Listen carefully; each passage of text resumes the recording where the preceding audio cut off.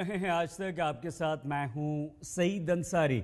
गुजरात के एक दिन के दौरे पर कच्छ पहुंच चुके हैं प्रधानमंत्री नरेंद्र मोदी। कई परियोजनाओं का उद्घाटन किया। सीधे लिए चलते हैं आपको। मैं समझता हूं यही तो माता आशापुरा देवी के आशीर्वाद है। यहां निराशा का नाम नहीं, आशा ही आशा होती है। भूकंप में उनके घर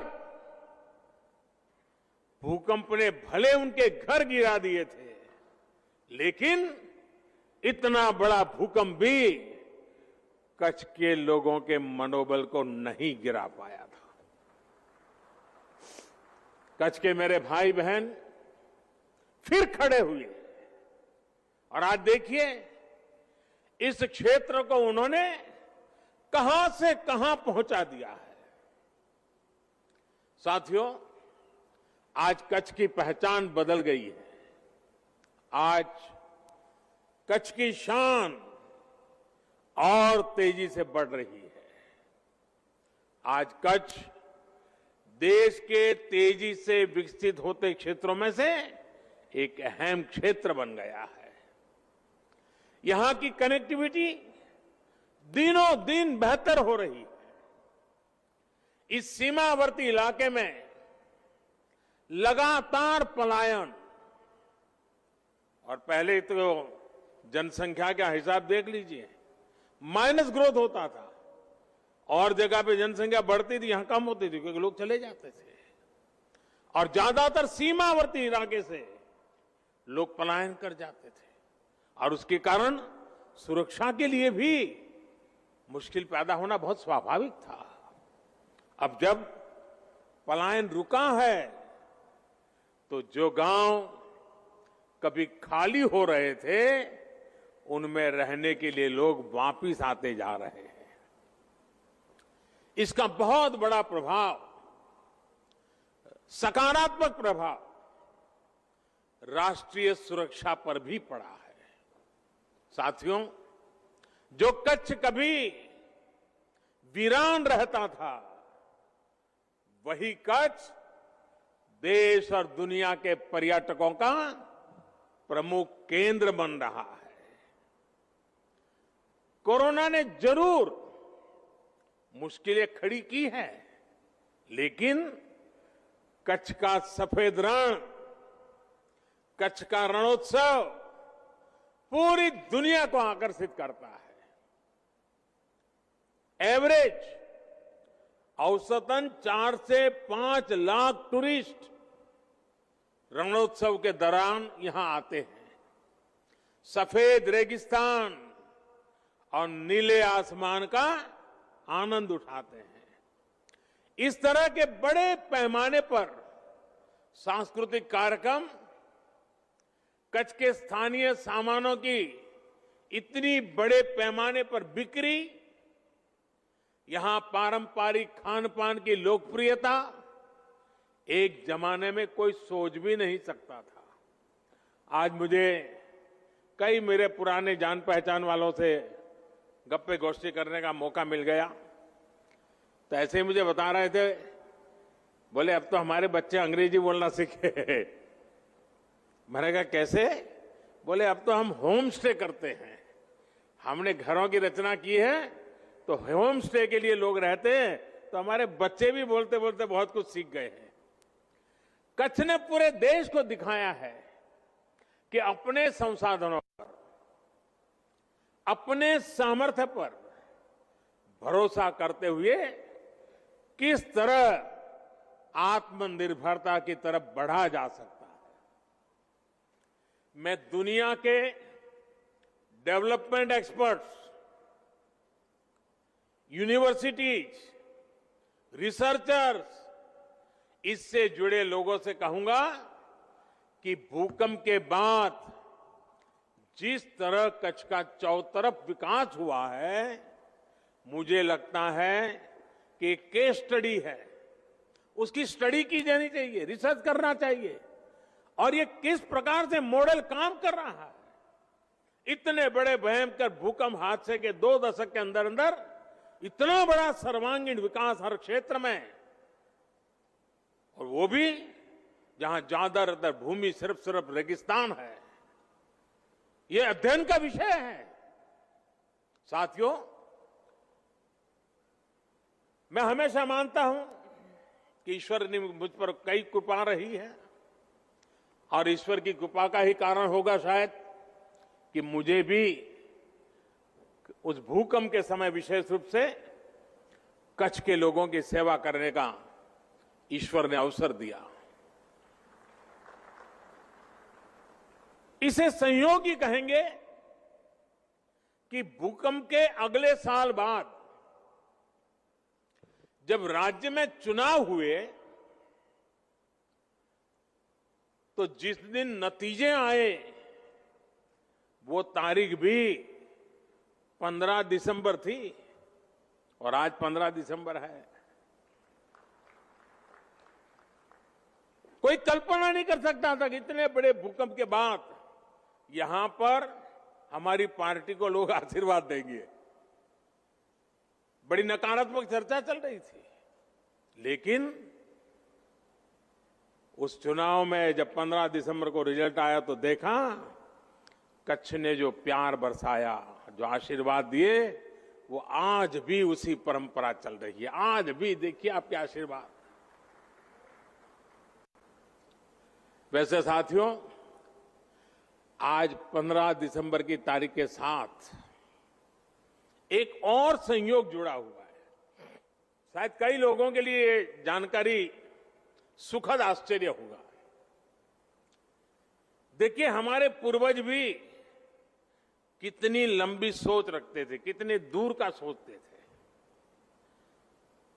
आजकल कभी कभी नई पीढ़ी की सोच वाले लोग पुराना सब निकम्मा है, बेकार, ऐसी बातें करते हैं ना। मैं एक घटना सुनाता हूं। आज से 118 साल पहले, 118 साल कोई कम समय नहीं होता है। आज से 118 साल पहले आज ही के दिन 15 दिसंबर को ही 118 साल पहले 15 दिसंबर को अहमदाबाद में एक इंडस्ट्रियल एग्जीबिशन का उद्घाटन किया गया था उस जमाने में। और इस एग्जीबिशन का मुख्य आकर्षण क्या था? उसका आकर्षण था भानु ताप यंत्र। भानु यानी सूर्य।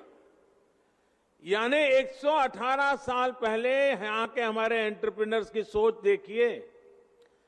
भानु ताप यंत्र यानी सूर्य ताप यंत्र, ये सबसे बड़े आकर्षण का कारण था। यानी भानु ताप यंत्र यानी सूर्य की गर्मी से चलने वाला यंत्र, और एक तरह से वो सोलर कुकर की तरह उन्होंने विकसित किया था 118 साल पहले।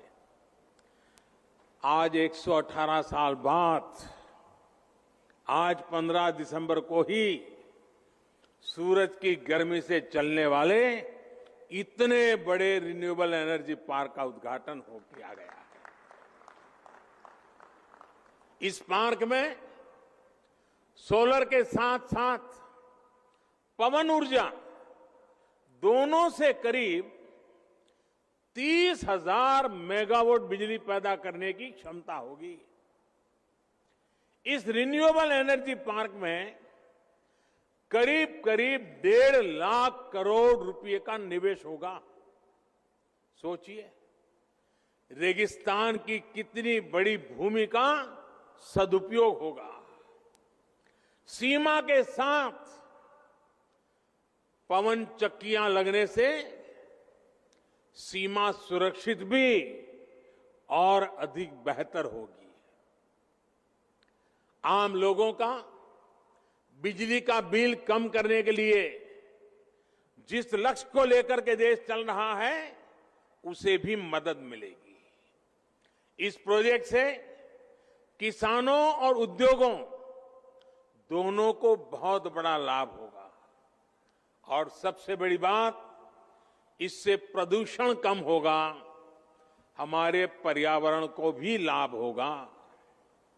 इस रिन्यूएबल एनर्जी पार्क में जो बिजली बनेगी वो प्रति वर्ष 5 crore ton carbon dioxide 5 crore ton carbon dioxide emission उसको रोकने में मदद करेगी।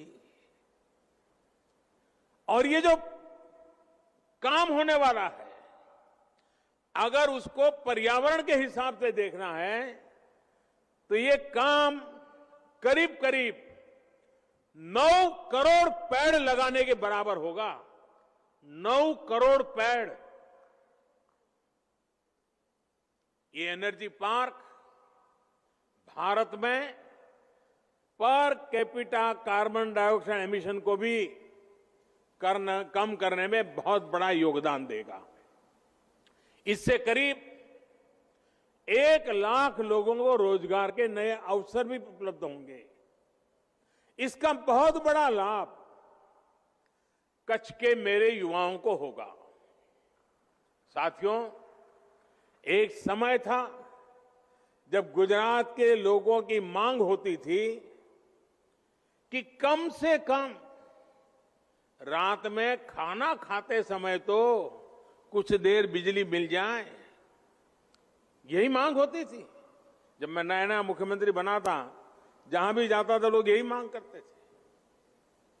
आज गुजरात देश के उन राज्यों में से एक है जहां शहर हो या गांव 24 घंटे बिजली सुनिश्चित की जाती है। आज जो 20 साल का नौजवान होगा उसे पता नहीं होगा कि पहले क्या हालत थी। उसे तो अंदाज भी नहीं आएगा कि इतना बड़ा बदलाव आया है। ये बदलाव गुजरात के लोगों के अथक प्रयासों से ही संभव हो पाया है। अब तो किसानों के लिए किसान सूर्योदय योजना के तहत अलग से पूरा नेटवर्क भी तैयार किया जा रहा है।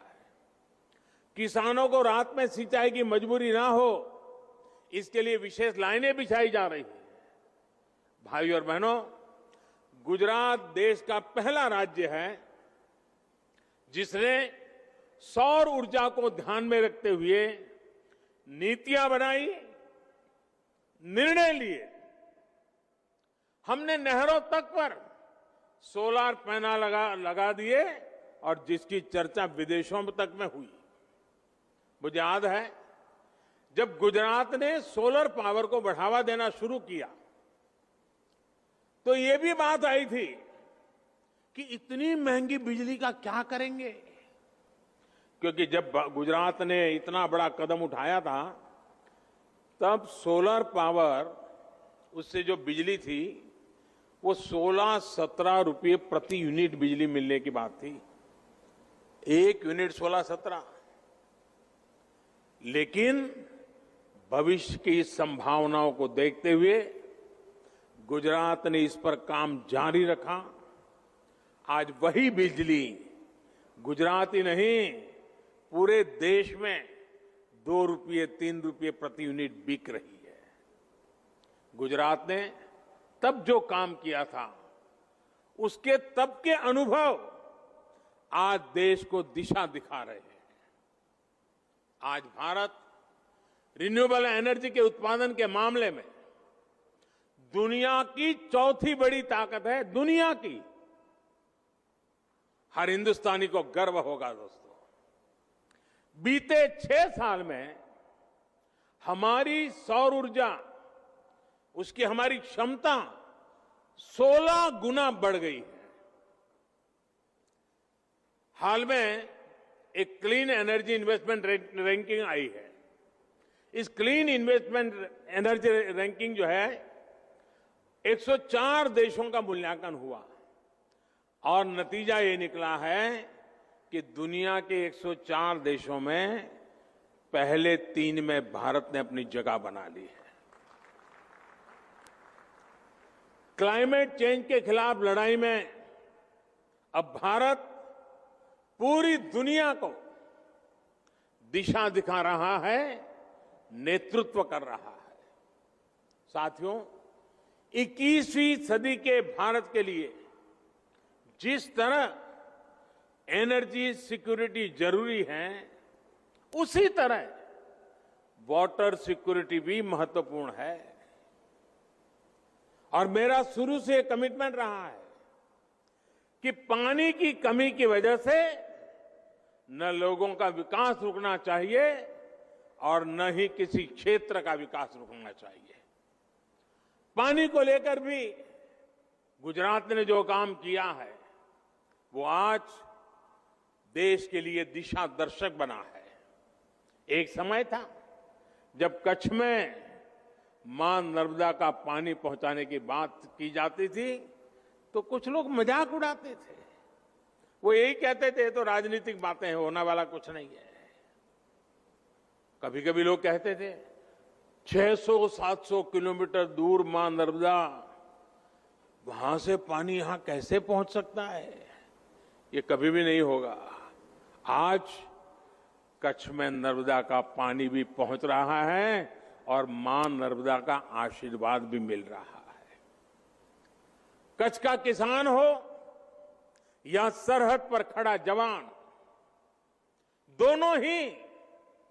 दोनों के लोगों के पानी की चिंता दूर हुई है।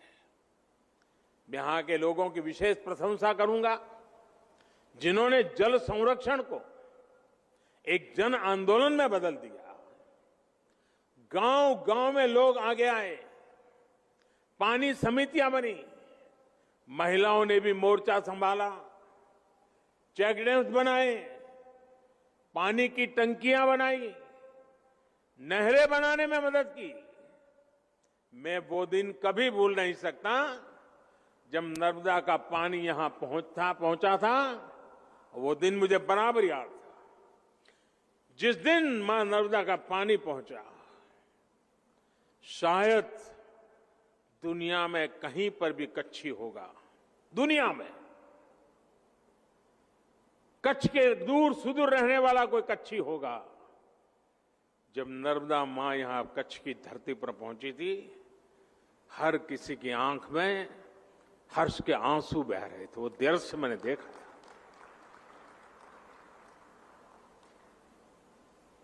पानी क्या है ये कच्छ के लोग जितना समझ सकते हैं शायद कोई समझ सकता है।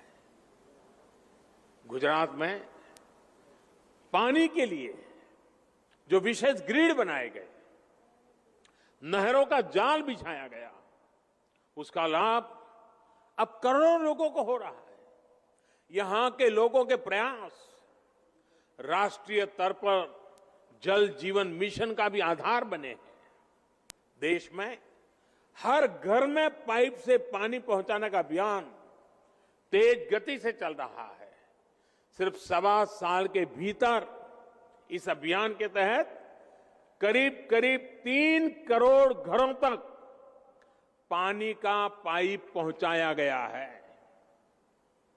यहां गुजरात में भी 80% से अधिक घरों में नल से जल की सुविधा पहुंच चुकी है। मुझे बताया गया है कि अगले कुछ समय में ही गुजरात के हर जिले में पाइप से पानी की सुविधा उपलब्ध हो जाएगी। भाइयों और बहनों, पानी को घरों तक पहुंचाने के साथ साथ पानी के नए स्रोत बनाना भी बहुत जरूरी है। इसी लक्ष्य के साथ ही समंदर के खारे पानी को शुद्ध करके इस्तेमाल करने की व्यापक योजना पर भी काम हो रहा है। मांडवी में तैयार होने वाला desalination plant, Narmada grid, SAUNI network और वेस्ट वाटर ट्रीटमेंट जैसे प्रयासों को और विस्तार देगा। पानी सफाई का ये प्लांट जब तैयार हो जाएगा तो इससे मांडवी के अलावा मुंद्रा, नखत्राना, लखपत और अबड़ासा के लाखों परिवारों को इसका लाभ होगा। इस प्लांट से इन क्षेत्र के करीब 8 लाख लोगों को रोज टोटल मिलाकर के 10 करोड़ लीटर साफ पानी की सप्लाई हो सकेगी। एक और लाभ ये होगा कि सैकड़ों किलोमीटर दूर से यहां आ रहा नर्मदा का पानी, उसका भी हम ज्यादा अच्छा सदुपयोग कर पाएंगे। ये पानी कच्छ के अन्य तालुका जैसे रापर, भचाऊ, गांधीधाम और अंजार को सुचारू रूप से मिल सकेगा। साथियों, कच्छ के अलावा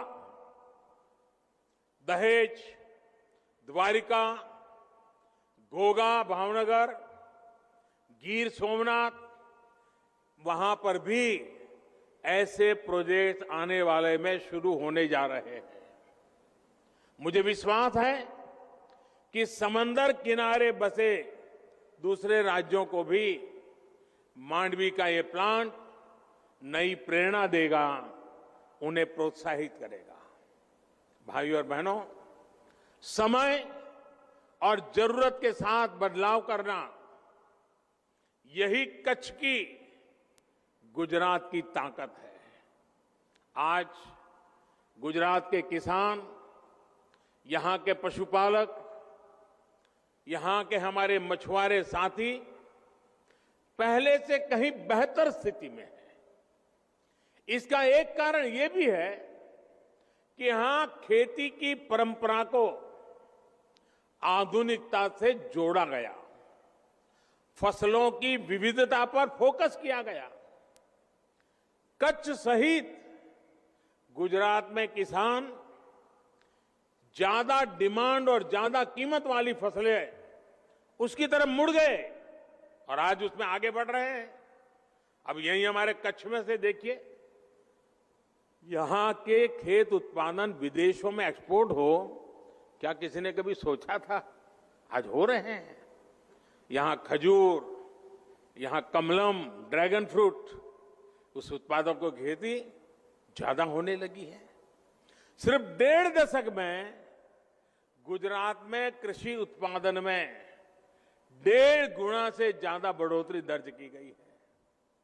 भाइयों और बहनों, गुजरात में कृषि सेक्टर मजबूत होने का एक और बड़ा कारण यह रहा है कि यहां बाकी उद्योगों की तरह ही खेती से जुड़े व्यापार में भी सरकार टांग नहीं अड़ाती है, दखल बखल नहीं करती है। सरकार अपनी दखल बहुत सीमित रखती है, खुला छोड़ दिया है।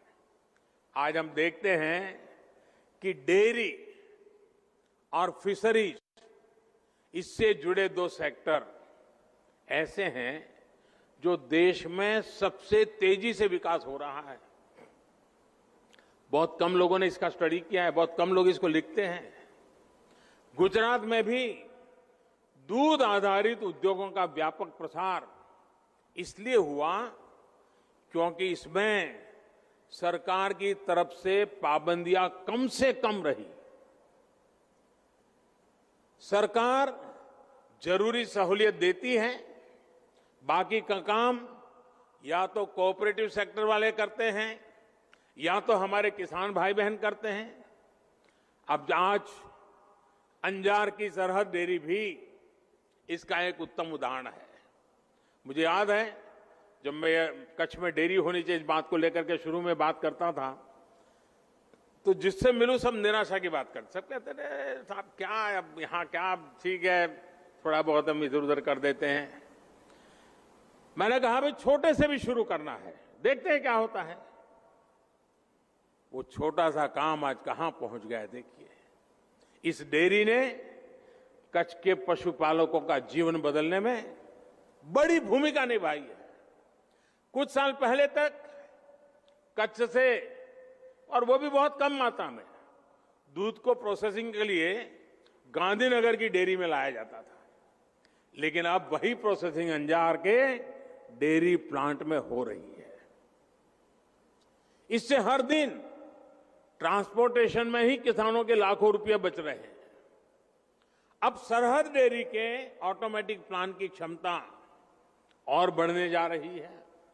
आने वाले दिनों में यहां का डेयरी प्लांट हर दिन 2 लाख लीटर ज्यादा दूध की प्रोसेसिंग करेगा।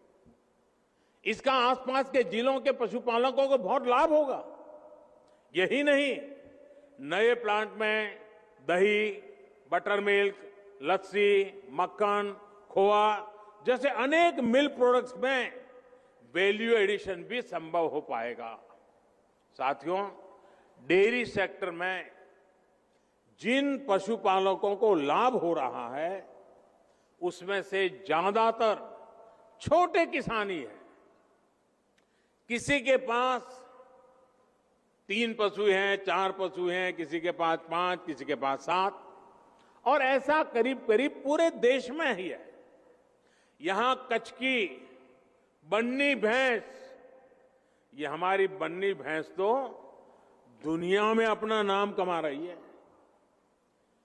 कच्छ में तापमान चाहे 45 डिग्री हो या फिर तापमान 0 से नीचे हो, बन्नी भैंस आराम से सब कुछ सहती है और बहुत मौज से रहती है। इसे पानी भी कम चाहिए और चारे के लिए वो दूर दूर तक चल करके जाने में बन्नी की भैंस को कोई दिक्कत नहीं होती। एक दिन में ये भैंस औसतन करीब करीब 15 लीटर दूध देती है और इससे सालाना कमाई 2 से 3 लाख रुपए तक की होती है। मुझे बताया गया है कि अभी हाल में ही एक बन्नी भैंस 5 लाख रुपए से भी ज्यादा में बिकी है। देश के और लोग सुनते होंगे, उनको आश्चर्य होगा, बन्नी की भैंस 5 लाख रुपया, यानी जितने में 2 छोटी कार खरीदें इतने में बन्नी की एक भैंस मिलती है। साथियों, साल 2010 में बन्नी भैंस को राष्ट्रीय मान्यता भी मिली थी। आजादी के बाद भैंस की ये पहली ब्रीड थी जिसे राष्ट्रीय स्तर पर इस तरह की मान्यता मिली। साथियों, बन्नी भैंस के दूध का कारोबार और उसके लिए बनी व्यवस्था यहां कच्छ में बहुत सफल रही है। देश में बाकी जगह पर भी दूध उत्पादक और दूध का व्यवसाय करने वाला प्राइवेट और कोऑपरेटिव सेक्टर दोनों एक दूसरे से जुड़े हैं और एक बेहतरीन सप्लाई चेन उन्होंने खड़ी की है। इसी तरह फल सब्जी से जुड़े व्यवसाय में भी ज्यादातर बाजारों पर सरकारों का सीधा दखल नहीं है। साथियों, यह उदाहरण मैं विस्तार से इसलिए दे रहा हूं क्योंकि आजकल दिल्ली के आसपास किसानों को भ्रमित करने की बड़ी साजिश चल रही है। उन्हें डराया जा रहा है कि नए कृषि सुधारों के बाद किसानों की जमीन पर दूसरे कब्जा कर लेंगे। भाइयों बहनों, मैं आपसे जानता हूं, क्या कोई डेयरी वाला आपसे दूध लेने का कॉन्ट्रैक्ट करता है तो आपकी गाय भैंस ले जाता है क्या? कोई फल सब्जी खरीदने का उद्यम करता है तो क्या आपकी जमीन ले जाता है क्या? आपके प्रॉपर्टी उठा के ले जाता है क्या? साथियों, हमारे देश में डेयरी उद्योग का योगदान कृषि अर्थव्यवस्था के कुल मूल्य में 25% से भी ज्यादा है। ये योगदान करीब करीब 8 लाख करोड़ रुपए होता है। दूध उत्पादन का कुल मूल्य अनाज और दाल के कुल मूल्य से भी ज्यादा होता है। इस व्यवस्था में पशुपालकों को आजादी मिली हुई है। आज देश पूछ रहा है कि ऐसी ही आजादी अनाज और दाल पैदा करने वाले छोटे और सीमांत किसानों को क्यों नहीं मिलनी चाहिए?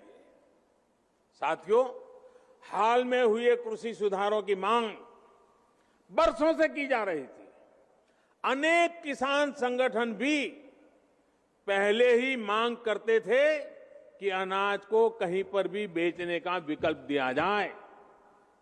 आज जो लोग विपक्ष में बैठकर किसानों को भ्रमित कर रहे हैं, वो भी अपनी सरकार के समय इन कृषि सुधारों के समर्थन में थे, लेकिन अपनी सरकार के रहते वो निर्णय नहीं ले पाए, किसानों को झूठे दिलासे देते रहे। आज जब देश ने यह ऐतिहासिक कदम उठा लिया तो यही लोग किसानों को भ्रमित करने में जुट गए हैं। मैं अपने किसान भाई बहनों से फिर एक बार कह रहा हूं, बार बार दोहराता हूं कि उनकी हर शंका के समाधान के लिए सरकार 24 घंटे तैयार है। किसानों का हित पहले दिन से हमारी सरकार की सर्वोच्च प्राथमिकताओं में से एक रहा है। खेती पर किसानों का खर्च कम हो, उन्हें नए नए विकल्प मिले, उनकी आय बढ़े, किसानों की मुश्किलें कम हो, इसके लिए हमने निरंतर काम किया है। मुझे विश्वास है हमारी सरकार की ईमानदार नीयत, हमारी सरकार के ईमानदार प्रयास और जिसको करीब करीब पूरे देश ने आशीर्वाद दिए हैं, देश के हर कोने के किसानों ने आशीर्वाद दिए हैं। मुझे विश्वास है कि किसानों के आशीर्वाद की ये ताकत, देश भर के किसानों के आशीर्वाद की ताकत, जो भ्रम फैलाने वाले लोग हैं,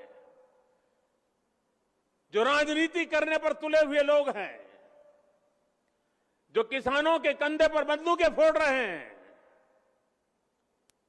देश के सारे जागरूक किसान उनको भी परास्त करके रहेंगे।